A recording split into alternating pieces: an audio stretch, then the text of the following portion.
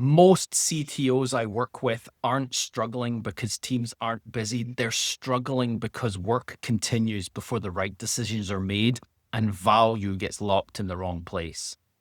The root cause is barriers to flow in the operating model, and those barriers usually show up in three ways. First is slow decisions. Teams don't wait, they guess.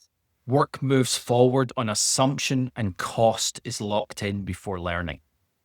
Second is hidden technical risks. It surfaces late when options have already closed and leaders are forced into binary choices that damage confidence.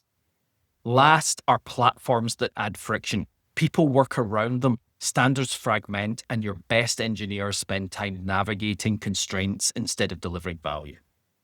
The cost is always the same. Capital committed too early, options lost, leadership pulled into delivery arbitration. I enable leaders to see where those barriers to flow are coming from, how decisions are really made, where authority is unclear, and where work flows faster than learning. Then we correct those mistakes. Decisions align to evidence, risk appears early while it's still cheap to act on, engineering effort concentrates on what actually matters.